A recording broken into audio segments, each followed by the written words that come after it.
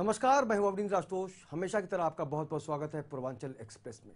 एक बड़ी पुरानी कहावत है कि देख लिया हमने जग सारा, अपना घर है सबसे प्यारा। कई बार जब हम गांव घर से दूर होते हैं तो मन नहीं लगता है सब कुछ छोड़ छाड़ के भाग जाए गाँव। लेकिन ऐसे में अब ऑप्शन है आपके पास कि आप गाँव की, घर की, उन गलियों की खबर देख सकते हैं। इसीलिए हम आपके लिए लाए हैं पूर्वांचल एक्सप्रेस।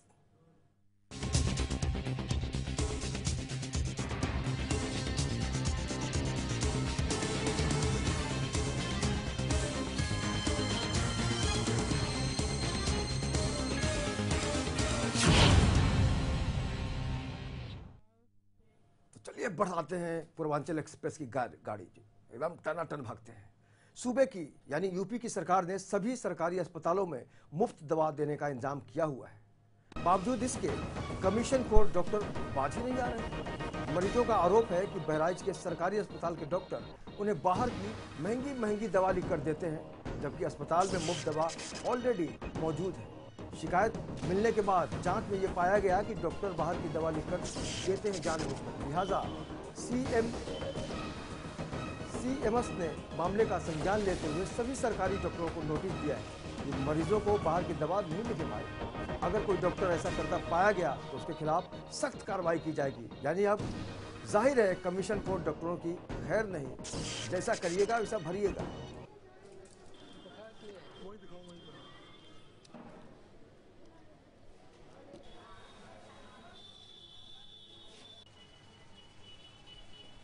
तो सरकारी अस्पताल में जिस तरह से ये गोरख धंधा चल रहा था कि जब दवा अस्पताल में मौजूद है उसके बावजूद जो डॉक्टर जो कमीशन चाहते हैं, जो जिनके मन में लालच का पूरी या परोठा और तरकारी तैयार होता रहता है, ऐसे में कहीं ना कहीं से उनके मन में यही रहता है कि अगर हम बाहर से मंगाएंगे दवाई पेशेंट के ज़रिए तो हमें कमीशन मिलेगा। लेकिन अब उनकी जो सच्चाई है वो सामने आ गई है, क्योंकि बेईमानी की गाड़ी बहुत देर ना चलेला। यही कारण बा भैया कि उनका जो बेईमानी के घड़ा बा वो फूट गई बा। अब कमीशन को डॉक्टरों को नोटिस दी गई है कि अगर फिर ऐसा किया तो आप लोगों को बख्शा ही नहीं जाएगा।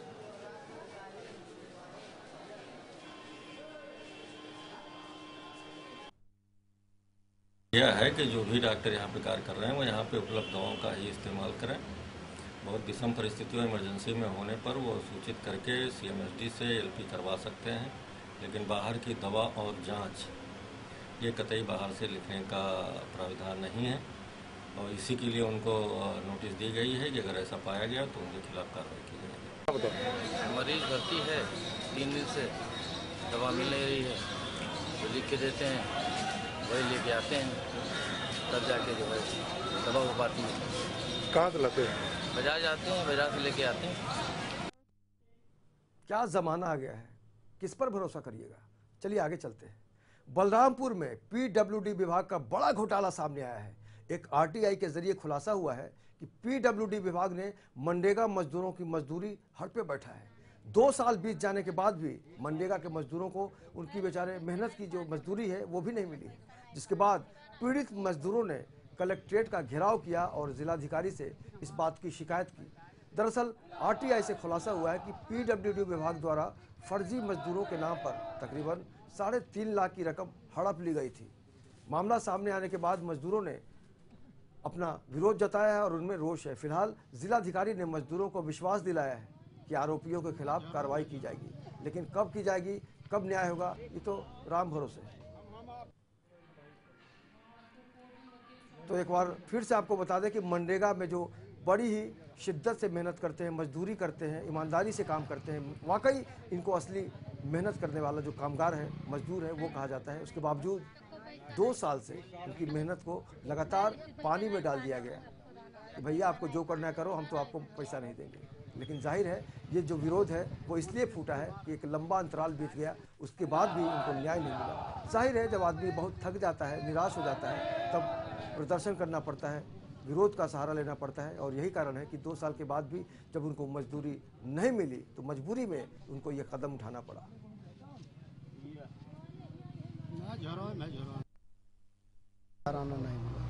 कहाँ बताएं? रोजगार सेवक जब मजदूरी मांगा गया तब कहीं आज नहीं कल, काल नहीं परसों, तो ओकरे बाद कहा मैं फला आदमी बदली होगा, फला साहब का बदली होगा।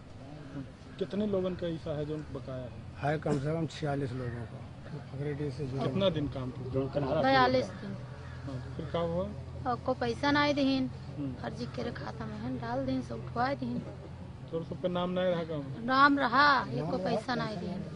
क्या बताएं? कहीं की का बोलते है रोजगार से वो कहूँ चला गया, अभी मिलवे नहीं किन। इस पे इन सभी मजदूरों का 1.5 साल से मजदूरी 46 मजदूरों का बकाया है। रोजगार सेवक इन लोगों को बराबर दौड़ाते रहे, अब मिलेगा। उसके बाद फिर कहना शुरू कर दिए कि जेई का ट्रांसफ़र हो गया। उसके बाद जब हम लोग जेई महोदय से बात किए तो उन्होंने कहा कि सारा पैसा हमने विभाग को जो देना था दे दिया। रोजगार सेवक ने गलत तरीके से गलत लोगों के खाते में पैसा डाल के, जो लोग दुकान कर रहे हैं, दवाखाना खोले हैं, होटल चला रहे हैं, मतलब तमाम बैंक में ड्यूटी कर रहे हैं, प्राइवेट बैंकों में, उन लोगों के खाते में निकाल लिया गया है। तो अब अनियमितता उन्होंने की है। तो 62-65 लोगों का इन्होंने फर्जी खाते में पैसा डाल दिया है। मास्टर रोल हम लोगों ने निकलवाया है, उसमें ये स्वतः स्पष्ट सिद्ध है। अधिकारी इसको संज्ञान में लेंगे। तो फर्जी लोगों के खाते में पैसा डाल दिया। जो वास्तविक मजदूर थे, ये 1.5 साल से बेचारे सफ़र कर रहे हैं, इनकी कोई सुनने वाला नहीं। अभी कुछ लोग लेबडुआ गांव से मिले थे, जिनका एक कहना था कि उनको मजदूरी 13-14 में कोई मार्ग बना था, उसमें उन्होंने मजदूरी की, लेकिन आज तक उनको पैसा नहीं मिला है मजदूरी का। तो मैंने डीसी मनरेगा को निर्देशित किया है कि इस पूरे प्रकरण की स्वयं जांच करें और इन लोगों का बयान आदि लें, इनका जो पक्ष है वो सुने और पूरे प्रकरण की जांच करके मुझे 1 सप्ताह में रिपोर्ट दें। रिपोर्ट आने के पश्चात जैसी भी स्थिति सामने आएगी तदनुसार कार्रवाई की जाएगी। खाली जांच की बात होती रहती है, लेकिन जो आँच आना था वो तो आ गया। वाकई ये दुर्भाग्यपूर्ण है कि जिन्होंने मेहनत की, पसीना बहाया, उनके साथ इस तरह का घपला सामने आया। चलिए बढ़ते हैं आगे। बलरामपुर में फर्जी दस्तावेज लगाकर नौकरी पाने वाले प्रशिक्षु शिक्षकों के खिलाफ बेसिक शिक्षा विभाग ने शिकंजा कसना शुरू कर दिया है। बीएसए दफ्तर की ओर से ऐसे 21 फर्जी शिक्षकों के खिलाफ नगर कोतवाली में धोखाधड़ी का केस भी दर्ज करवा दिया गया है। यानी मुन्ना भाई एमबीबीएस की याद आ गई, जिन्होंने फर्जी दस्तावेज लगाकर नौकरी हासिल की। आपको बता दें कि जिले के प्राथमिक स्कूल में साल 2011 में 1700 रिक्त पदों की भर्ती में टीईटी काउंसलिंग करवाई गई थी, जिसमें जांच के दौरान 21 टीचर ऐसे पाए गए जिनके दस्तावेज नकली थे। 21 फर्जी टीचरों में से 10 आगरा के, 3 मथुरा के, 2 एटा और 6 अन्य जिलों के रहने वाले हैं। बेसिक शिक्षा विभाग के इस कदम से इलाके में हड़कंप मचा हुआ है। आप ही सोचिए, जब टीचर ही फर्जी डिग्री का सहारा लेंगे तो छात्र या विद्यार्थी उनसे क्या ट्रेनिंग लेंगे? यही सोचेंगे ना कि जब टीचर जी ऐसा करते हैं तो हम लोग को भी कुछ भी करना चाहिए। तो कहीं ना कहीं से ये बहुत गंभीर मसला है और अब जाहिर सी बात है, खुलासा तो हो गया है कि वाकई फर्जीवाड़ा का जो सफर था अब खत्म हो जाएगा।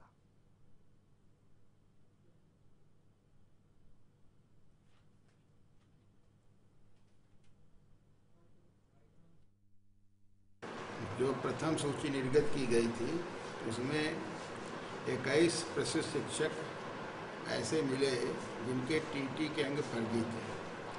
उनकी नियुक्ति निरस्त कर दी गई है और उनके विरुद्ध थाना कोतवाली बलरामपुर में एफआईआर दर्ज करा दी गई है। बलरामपुर में दबंगों द्वारा जमीन पर कब्जा किए जाने के बाद परेशान एक महिला कलेक्ट्रेट पर भूख हड़ताल पर बैठ गई। पचबड़ा थाना क्षेत्र के शंकरपुर गांव की इस महिला का आरोप है कि दबंगों ने उसकी जमीन पर जबरदस्ती कब्जा कर दीवार खड़ी कर दी, जिसके बाद वो अधिकारियों के दफ्तरों के चक्कर पर चक्कर लगा रही है। आखिरकार तंग आकर उसने ये कदम उठाया है।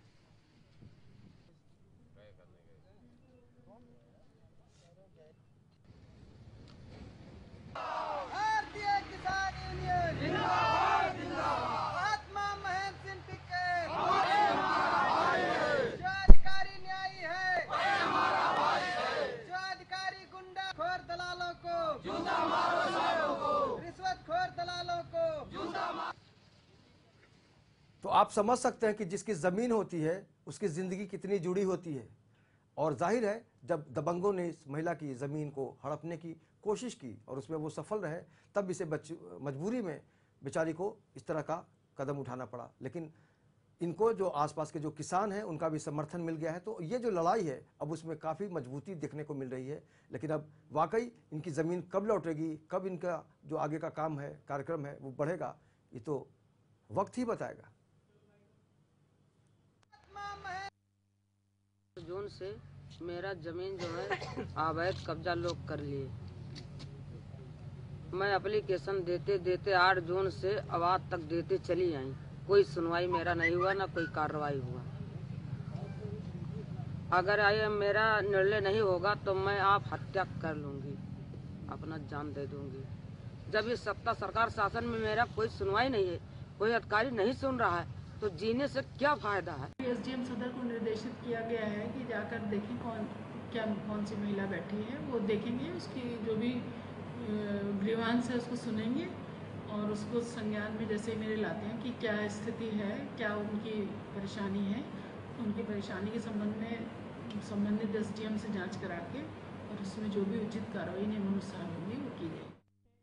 कोई लाख का है कि महिला को शिक्षित करना है, बचाना है, बढ़ाना है, लेकिन इस तरह की जब घटना सामने आती है ना, तो सब कुछ समझ में आ जाता है कि वाकई महिला के प्रति इस समाज में कितनी उदारता है, कितनी निष्ठा है। आगे बढ़ते हैं। जहां एक तरफ सपा सुप्रीमो रेप पीड़ितों पर सवाल उठाते हुए कहते हैं कि एक महिला के साथ 4 लोग रेप नहीं कर सकते, तो वहीं दूसरी तरफ यूपी पुलिस भी लगभग रेप जैसे गंभीर मामलों में उदासीन नजर आती है। जी हां, बस्ती में एक 7 साल की बच्ची के साथ रेप के मामले में यूपी पुलिस की आंख 20 दिन बाद खुली है। पुलिस ने बच्ची के साथ रेप करने वाले आरोपी के खिलाफ मामला दर्ज कर लिया, लेकिन बस्ती के डीएसपी ने कानून की धज्जियां उस वक्त उड़ा डाली जब कैमरे के सामने उन्होंने रेप पीड़िता और उसके परिवार का नाम सामूहिक कर दिया। ये कोई तरीका है? बाप रे बाप।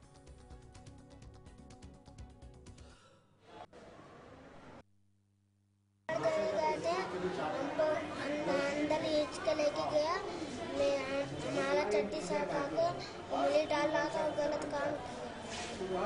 अच्छा, कौन था? टेढ़े। ये कौन है तुम्हारे? चाचा जी। देखे हैं जी। उनको तो अपना पैंट पहन रहा था, उसके बाद में मेरी लड़की चिल्लाई है तो अपने घर में वैसे निकल के गए थे। उसके बाद में लड़की को अपने लेके आए थे, उसकी माँ वहाँ पर थी, लेकिन उसकी माँ मेरी घर की तरफ से चली आई है, आवाज़ सुन के वो भी नहीं घूम के गई। ये थाना पुरानी बस्ती राजाबाग का प्रकरण है। ये इनकी बिटिया काजल रबर देने गई थी, रबर जो होती है कुकर की, उसी पर उसके चाचा टेड़ू ने उसको बहला फुसला के बुला लिया और उसके गुप्तांग में उंगली की है, न कि रेप किया हो। लेकिन जब गहराई से जांच की गई है तो ये पाया गया है कि इन दोनों भाइयों के मध्य में ये एक मोबाइल चोरी का प्रकरण था और उसमें 500 रुपये लेन देन की भी बात थी, मोबाइल लेन देन की बात थी, और उसी की पूर्ति न होने के कारण ये बलात्कार का केस लगाया है। जब बलात्कार होने की कोई प्रमाण तो मिला नहीं है, उंगली करने का प्रमाण मिला है, लेकिन डॉक्टरी में वो भी अभी कुछ नहीं आया है। जब चाचा ऐसा करेगा तो भतीजी बेचारी कैसे जी पाएगी, खुश हो पाएगी? कि कितना दुर्भाग्यपूर्ण है कि अपने घर में भी बच्चियां सुरक्षित नहीं हैं। चलिए, बस्ती में पति की तलाश में एक महिला इन दिनों पुलिस अधिकारियों के दफ्तर के चक्कर काटने को अब शब्द है मजबूर है। दरअसल नगर थाना क्षेत्र की रहने वाली इस महिला का आरोप है कि उसके ही कुछ रिश्तेदारों ने उसके पति का अपहरण कर लिया, जिसके बाद से महिला अपनी शिकायत दर्ज कराने के लिए आला अधिकारियों से गुहार लगा रही है, लेकिन उसकी कोई भी सुनने को तैयार ही नहीं है और ना ही आरोपियों के खिलाफ कोई मामला दर्ज किया गया है। फिलहाल पुलिस अधिकारियों ने भरोसा दिलाया है कि तहरीर मिलने के बाद वो आरोपियों पर सख्त कार्रवाई करेंगे। तो कहीं ना कहीं से पुलिस का जो रवैया है उससे भी समझा जा सकता है कि एक औरत जो अपने पति की तलाश कर रही है, उसको कोई पता ही नहीं है कि क्या हुआ उसके साथ, तो जाहिर सी बात है उसको तलाश करने में वो अधिकारियों के पास जाएगी, लेकिन पुलिस का रवैया समझा जा सकता है। जिस यही है कि हमारा उनका वो हमारे थोड़ा सा जमीन उनके अंडर में है, तो वही जमीन खातिर हमसे विवाद बनाए के मारपीट हमारे बच्चों को उठाए ले गए हैं। 24 जून को कुछ नहीं, हमारा लड़का को बाप को 4 दिन पहले बैठाए रहे, 24 घंटा काल से आज तक बैठाए रहे। हाँ साहब, ऐसा बा कि हमार उनके रंजिश को जमीन की बात थी, चल रही थी। वो कहे कि ये चाहे वो नहीं सुलह वस देंगे तो हम मार कर लेंगे। तो पहली तो हम कहें ठीक है, मौका आएगा जब समय आई हमरे आंटी जूरी जब मैं तब बनवाई तब मरी है तब देखा जाए पहले काव जाए कुछ कहे। ओकरे बाद लड़का बगिया में गए रहा, बगिया में वहीं तय तुकार भय, तय तुकार के बाद वो घरे मैंने करीन ले जाए के आइन वहाँ से 4 जने मोटरसाइकिल लाद के घरे लेके चला गए, घरे खमिया में बांध के और बल भर मीटिन पीटिन है। उसके बाद जैलो गाड़ी आए उसी पर लाद करके लेके चले गए। हम रहे नहीं, हम आए सुने यही बात। आम के बाग में हमारे पति को मारे, कुछ बात विवाद में झगड़ा हुआ, उसके बाद हमारे पति को मारे और मार करके उसके बाद घर ले जाकर मारे, घर पे ले जाकर मार करके फिर उसके बाद उनको जलो गाड़ी में बैठा कर ले गए, गायब कर दिया। 1 महीना हो गया, तब से पता नहीं चल रहा है।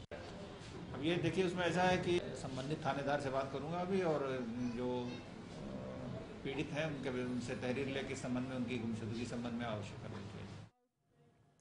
प्रदेश के सभी धार्मिक स्थलों पर बुनियादी सुविधाएं उपलब्ध हो, इसको लेकर प्रदेश आवास विकास परिषद ने एक बड़ा फैसला लिया है।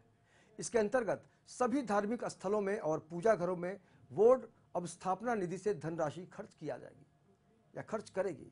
इसका निर्देश मुख्यमंत्री की तरफ से दे दिया गया है। इस बात की जानकारी बस्ती बोर्ड के उपाध्यक्ष सिद्धार्थ सिंह ने एक प्रेस कॉन्फ्रेंस में दी। आपको बता दें कि बोर्ड के पास फिलहाल 70 करोड़ रुपए हैं, जिनका उपयोग अब इसी काम में किया जाएगा। यानी मंदिर हो या मस्जिद, चर्च हो या गुरुद्वारा, हर तरफ देखी जा सकेगी विकास की यात्रा। मंदिर और हमारी सरकार ने यूपी हाउसिंग बोर्ड के माध्यम से उस अवस्थापना विकास निधि से सभी उत्तर प्रदेश के सभी मंडलायुक्तों के माध्यम से हमने सभी धर्मों के धार्मिक स्थलों की सूची मांगी है। सूची मांगने का उद्देश्य ये है कि हम उन धार्मिक स्थलों में 2-2 सोलर लाइट या फिर एक वाटर कूलर की स्थापना करेंगे। ये दोनों में से चॉइस उस धार्मिक स्थल की होगी, उनको क्या हमसे लेना है।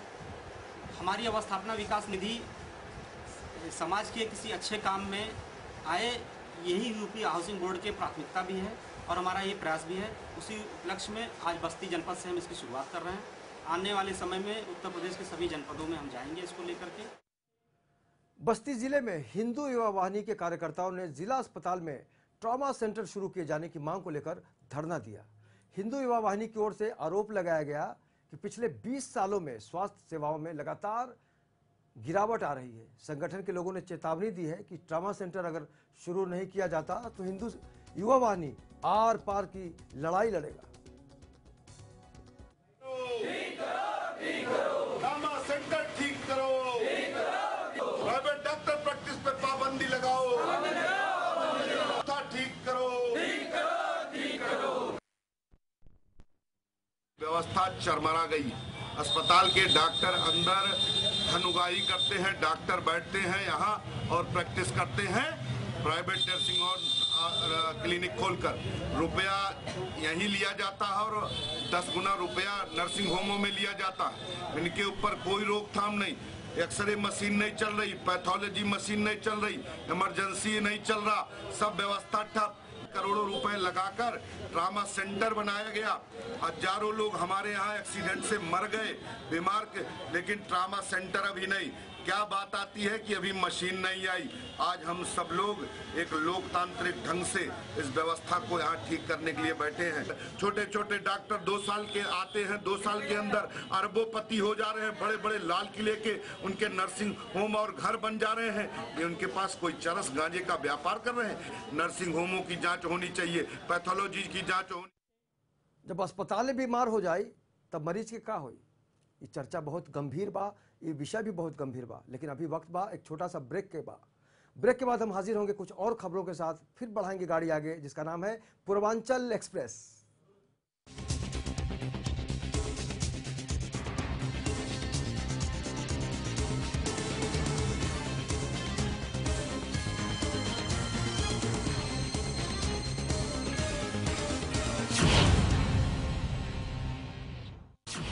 खबरों की परख।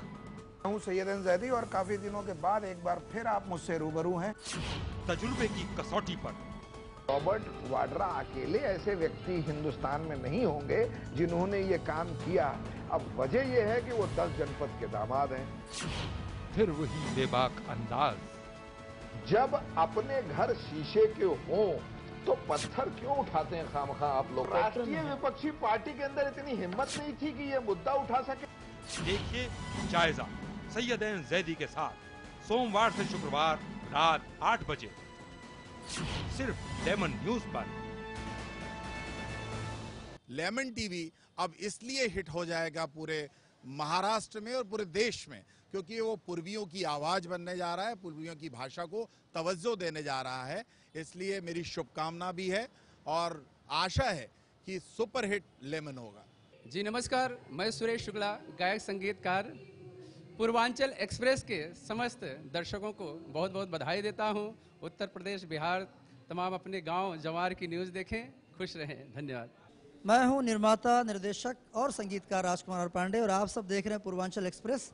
और मैं बहुत सारी शुभकामना देता हूं कि चैनल उस तरह चले, प्रोग्राम उस तरह चले जिस तरह से गंगा जमुना का धारा चलता रहता है, निरंतर बहता रहता है, उसी तरह जो एक्सप्रेस है ये अपने आप में एक रफ्तार में चलता रहे। धन्यवाद। नमस्कार, मैं हूं उदित नारायण। लेमन चैनल पे पूर्वांचल एक्सप्रेस के लिए मेरी हार्दिक बधाइयां, शुभकामनाएं। हाय, मैं look like Sachin Tendulkar. 11 news पर पूर्वांचल एक्सप्रेस को मैं शुभकामनाएं देता हूं।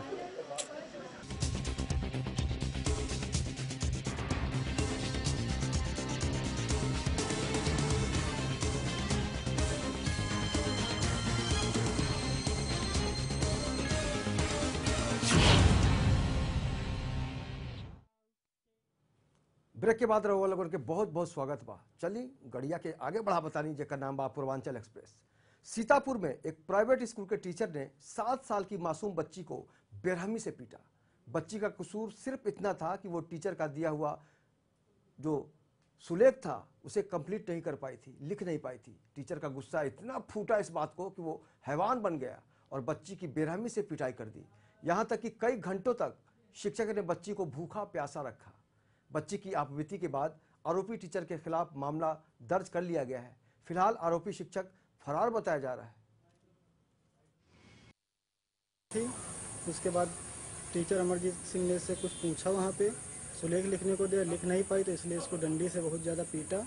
इसको काफ़ी चोटें आई। फिर घर पे आई तो इसको हमने पूछा, रो रही थी तो उसने पीठ खोल कर देखा तो इसके बहुत ज़्यादा 10-12 डंडी इसके पीठी पर मारी। पूरी पीठी लाल है इसकी।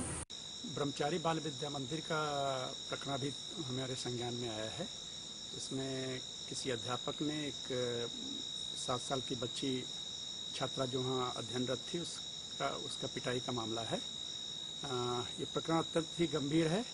हम तत्काल इसमें खंड शिक्षा अधिकारी से जांच कराएंगे। अगर इसमें कोई भी दोषी पाया जाएगा तो उस पर सख्त से सख्त कार्रवाई। सीतापुर के बाद चलिए आगे बढ़ते हैं मुरादाबाद। मुरादाबाद के थाना सिविल लाइंस इलाके से एक दिल दहला देने वाला मामला सामने आया है, जहां एक 13 साल के बच्चे की पीट कर हत्या कर दी गई। बताया जा रहा है कि ये बच्चा खेत में बकरी चरा रहा था और ये बात खेत वाली को इतनी नागवार गुजरी कि उसने बच्चे को पीटना शुरू कर दिया और तब तक पीटता रहा जब तक बच्चे की मौत नहीं हुई। और उसके बाद आरोपी जसराज ने बच्चे के शव को तालाब में फेंक दिया। जब देर शाम तक बच्चा घर नहीं पहुंचा तो परिजनों ने इसकी तलाश शुरू की। बच्चे के शव को तालाब के किनारे से बरामद कर लिया गया है। सूचना पर पहुंची पुलिस ने मामला दर्ज कर कार्रवाई शुरू कर दी है।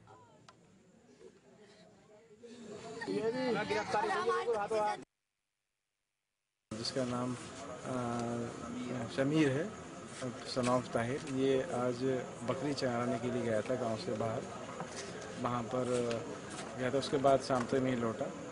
तो शाम को 7 बजे के बाद गांव के लोगों से ढूंढने गए तो पता चला एक जगराज सिंह के खेत के पड़ोस में एक तालाब है, वहाँ उसकी डेड बॉडी मिली है। और लोगों का आशंका है कि जगराज सिंह ने ही बच्चे को जो है मारा था। और इसके साथ एक बच्चा और गया था, उसने अपने बहन ने बताया कि हाँ वो जो था उसने बुलाया था और वो उसे डांट रहा था, गाली दे रहा था कि मेरे खेत में बकरी क्यों घुसा दी। मामला ये आया था प्रकाश में कि बच्चा बकरी चुगाने गया था तालाब के पास। उनका जगराज सिंह का खेत है, दोनों भरपाल सिंह। तो 2 बच्चे थे ये। तो जब इस बच्चे के बागपत में कुपोषण को लेकर जिला प्रशासन गंभीर ही नहीं है। राष्ट्रीय स्वास्थ्य मिशन, आशा और आंगनवाड़ी सभी अपने काम में लगातार असफल रहे हैं और उनका नतीजा भी ये है कि ना तो बच्चों को पूर्ण आहार मिल रहा है और ना ही गर्भवती महिलाओं को सही समय पर उनकी जांच हो पा रही है या टीके लगाए जा रहे हैं। इतना ही नहीं, साफ सफाई में भी बढ़ती जा रही लापरवाही भी किसी से छुपी नहीं है। सिर्फ कागजों पर चल रही इन सुविधाओं का जब जिला विकास अधिकारी ने जायजा लिया तो ये तस्वीर खुलकर सामने आ गई, जिसे जल्द ही दुरुस्त करने के निर्देश दे दिए गए कि जांच पड़ताल करके देखेंगे। दिवस ये जनपद स्तर से मुख्य चिकित्सा अधिकारी और जिला कार्यक्रम अधिकारी के द्वारा निर्धारित है। ये मुबारकपुर गांव पंचायत हमको गोद मिला हुआ है गांव, तो इसमें माँ का पहला, दूसरा और तीसरा बुधवार निर्धारित है। लेकिन हम तो यहाँ जनवरी से आ रहे हैं और जो स्वास्थ्य पोषण दिवस पर गतिविधि होनी चाहिए वो बहुत संतोषजनक नहीं पाई जा रही है। इनको बार बार प्रशिक्षित किया जा रहा है कि कैसे दिवस मनाया जाना है, उसके बाद भी इनमें सुधार नहीं। मुरादाबाद में सिविल लाइन थाना क्षेत्र में एक रेलवे कर्मचारी ने फांसी लगाकर आत्महत्या कर ली। घटना की सूचना मिलते ही पुलिस मौके पर पहुंची।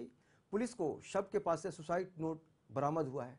सुसाइड नोट के जरिए खुलासा हुआ कि रेलवे कर्मचारी ने अपनी बीमारी से तंग आकर मौत को गले लगा लिया।